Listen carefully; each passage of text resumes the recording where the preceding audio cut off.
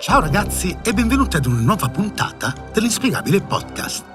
Il tempo è una di quelle cose che tutti sappiamo cos'è finché qualcuno non ci chiede di spiegarlo, giusto? In parole semplici è la misura delle cose che cambiano. Possiamo percepirlo come passato, presente e futuro, ma la sua natura profonda è una di quelle domande che tiene svegli filosofi e fisici durante la notte. Ed è con questa considerazione che inizierò a raccontarvi una storia che mette in discussione tutto quello che abbiamo sempre creduto sul tempo. Siete pronti a varcare il confine tra la logica e l'illogico? Ecco quindi Il viaggio nel tempo di Sergej Ponomarenko.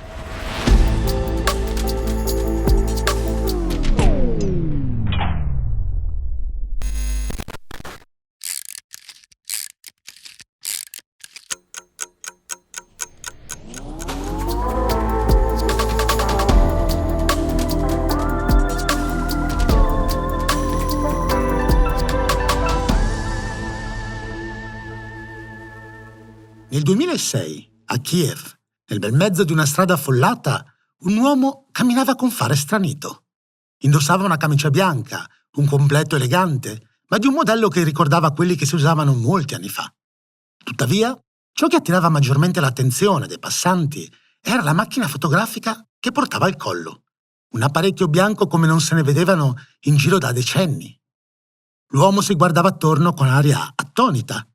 Poi si avvicinò a un gruppetto di persone, gli chiese dove si trovasse una via in particolare e questi, all'udire il nome della strada in questione, scoppiarono a ridere prima di allontanarsi. L'uomo era sempre più confuso. Fece la stessa domanda a una donna di passaggio, ma anche lei sorrise prima di andarsene.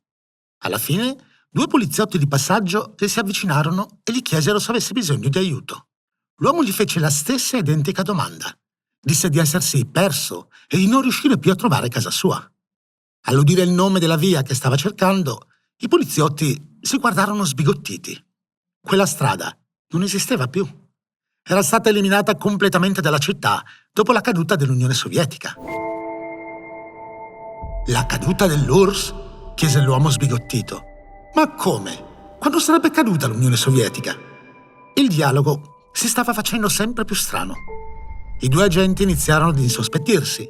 Da un lato, credevano che l'uomo li stesse prendendo in giro. Dall'altro, che potesse essere sotto l'effetto di qualche stupefacente o mentalmente disturbato. Gli chiesero i documenti e quello che tirò fuori da una delle tasche della sua giacca fu un foglio di carta, piegato in 4, che aveva tutta l'aria di provenire da un'altra epoca.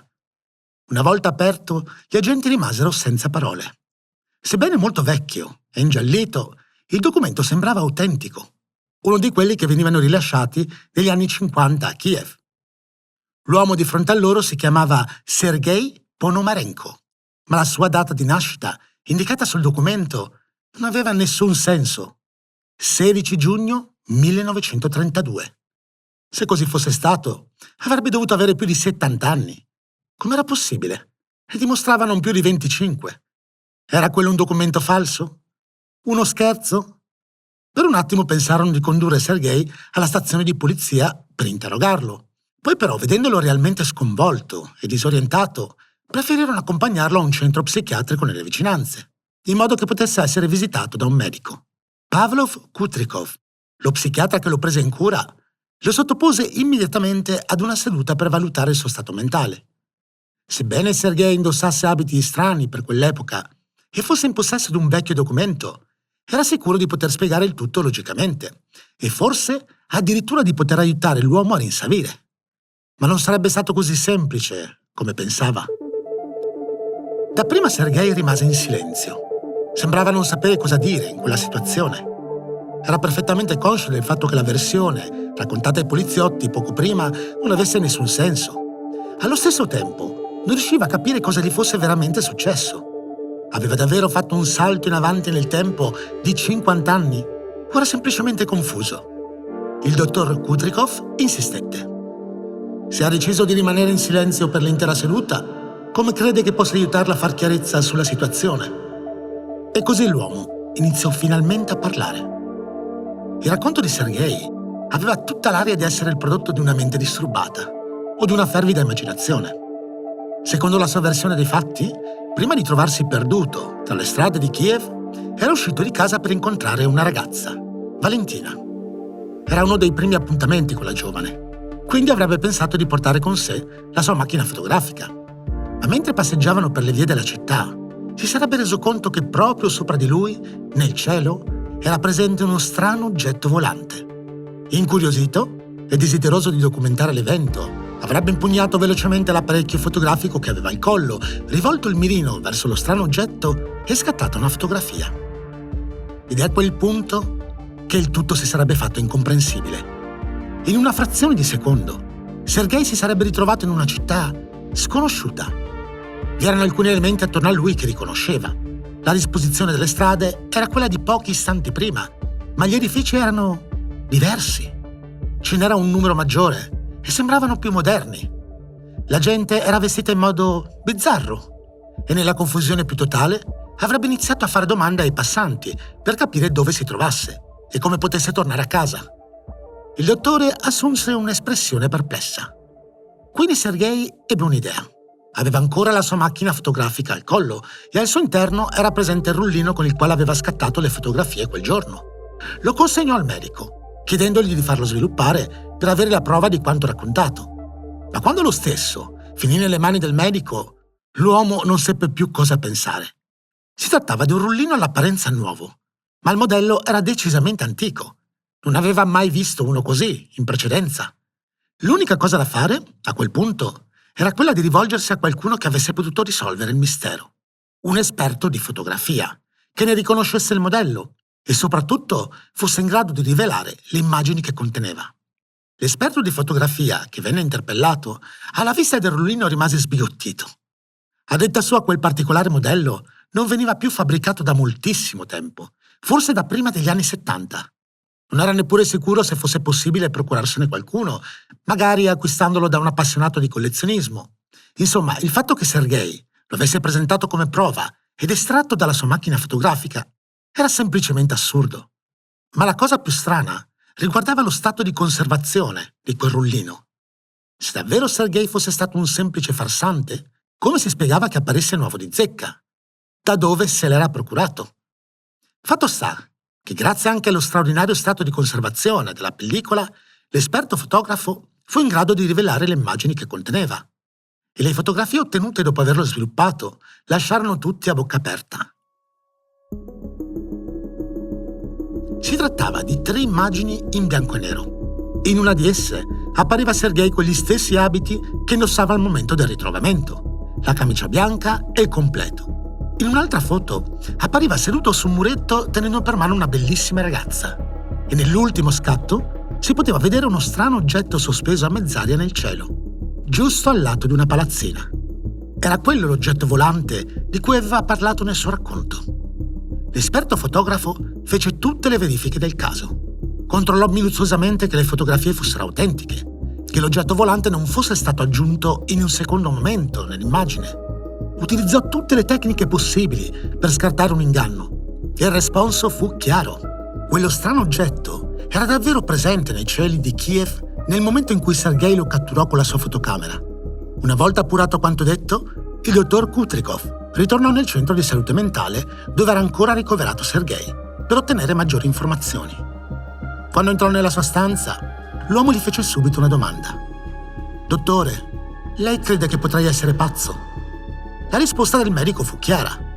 «No, non vedo segni evidenti di pazzia in lei, ma ci sono alcune cose che devono essere chiarite e lo potrò fare solo con il suo aiuto». Nonostante esistessero delle prove fotografiche, lo stesso Sergei iniziò a dubitare del suo racconto, dei suoi ricordi. Era stanco, spossato e preoccupato di aver perso completamente il senno. Alla fine del colloquio con Kutrikov fu in grado di pronunciare una semplice frase: «Voglio tornare a casa». E quel desiderio sarebbe stato soddisfatto di lì a poco. Il 26 aprile del 2006, dopo 3 giorni passati nel centro psichiatrico, Sergei scomparve, senza lasciar traccia. Le telecamere di videosorveglianza del centro lo filmarono mentre entrava nella sua abitazione la sera prima. Il giorno dopo, quando l'infermiera passò a fargli visita per controllare il suo stato di salute, trovò la stanza vuota. Ora, Immaginate il livello di sicurezza di un centro di salute mentale. A parte la sorveglianza video, c'è da aggiungere che le camere venivano chiuse a chiave durante la notte per evitare possibili fughe o problemi da parte di pazienti problematici. Inoltre tutte le finestre erano dotate di sbarre di metallo. Dove era finito Sergei? E come era riuscito a sfumarsi in quel modo?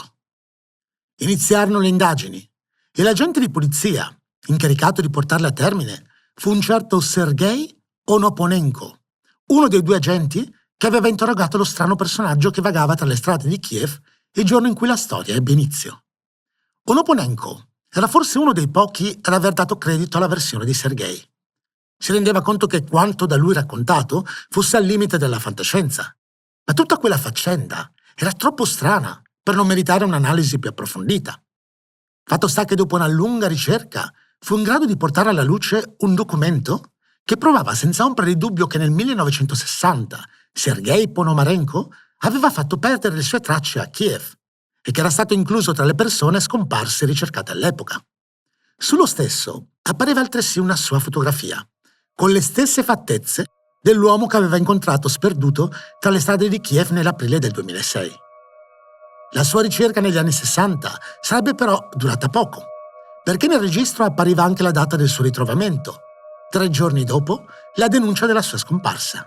In seguito, sebbene stranito, e dopo un necessario periodo di riabilitazione psichiatrica, Sergei avrebbe vissuto una vita normale, fino al 1978, anno in cui sarebbe scomparso di nuovo. L'agente di polizia era deciso a saperne di più e le successive indagini gli permisero di confermare che Valentina, la ragazza di cui Sergei aveva parlato nel suo racconto e che appariva in una delle fotografie che erano state sviluppate, si era sposata con lui una volta fatto ritorno a casa. Cercò notizie sulla donna e, contro ogni aspettativa, riuscì a scoprire che era viva e che risiedeva ancora a Kiev.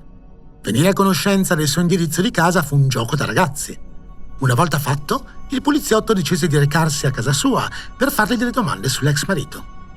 L'anziana, una donna gentile e a modo, accolse il poliziotto nella sua dimora, disposta a rispondere a qualsiasi domanda avesse voluto farle.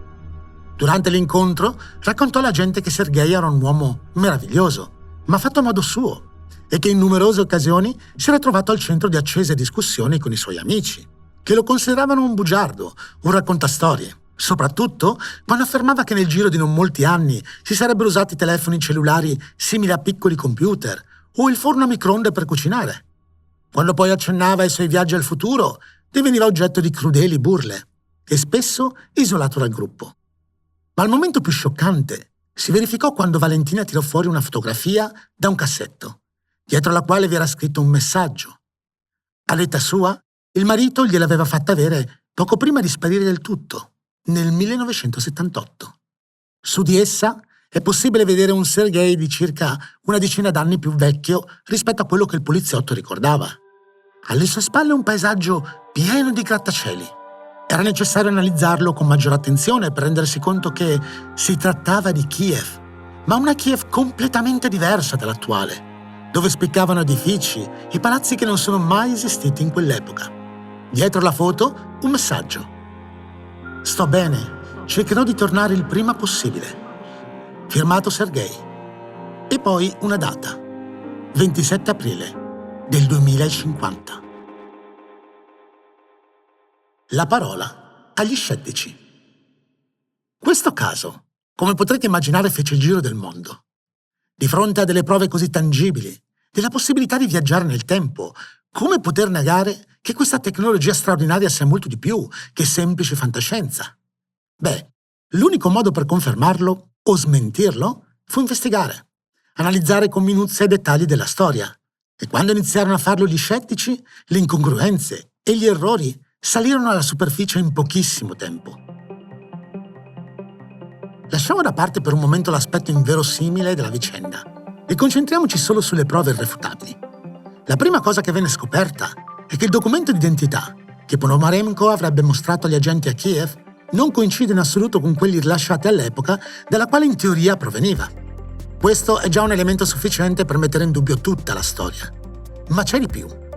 Il famoso rullino fotografico quello che secondo gli esperti sarebbe stato disponibile sul mercato solo fino agli anni 70, sarebbe stato commercializzato in realtà fino alla fine degli anni 90. Tra l'altro, procurarsene uno ai tempi in cui si sarebbe svolta la vicenda non era per nulla un'impresa difficile, ma ne erano ancora moltissimi a disposizione in commercio. E l'ultima prova, quella più evidente, è un errore grossolano visibile sulla fotografia che Valentina avrebbe presentato alla gente per dimostrare che Sergei aveva viaggiato all'anno 2050. Nel paesaggio visibile alle sue spalle appare una Kiev futuristica, piena di grattacieli. Il problema è che uno di questi grattacieli è senza ombra di dubbio l'Empire State Building di New York e gli altri sono edifici presi a caso da diverse città, che in molti casi si ripetono sulla foto. Insomma, non si tratta nient'altro che di un'immagine elaborata con Photoshop, e in modo pessimo, direi. Insomma, la storia del viaggio al futuro di Sergei Ponomarenko è indubbiamente una delle più avvincenti, affascinanti e sotto certi punti di vista convincenti, ma rimane ancora una volta una semplice storia. Non possiamo mettere in dubbio la straordinaria fantasia di chi la fece nascere dalla sua immaginazione, ma non possiamo considerarla in assoluto reale. Quindi la mia domanda finale oggi non sarà se credete o no alla vicenda, ma cosa ne pensate di tutti quelli che a suo tempo difesero a spada tratta la sua veridicità? Sono tutti dei creduloni? Sognatori a occhi aperti? Oppure questa tecnologia potrà uscire un giorno dall'ambito fantascientifico e approdare nel mondo reale? Fatemelo sapere in un commento. Inspiegabile Podcast è una serie ideata, scritta e condotta da Luca Parrella. Sound design di Matteo D'Alessandro. Ascoltala su YouTube o su tutte le piattaforme di musica e podcast.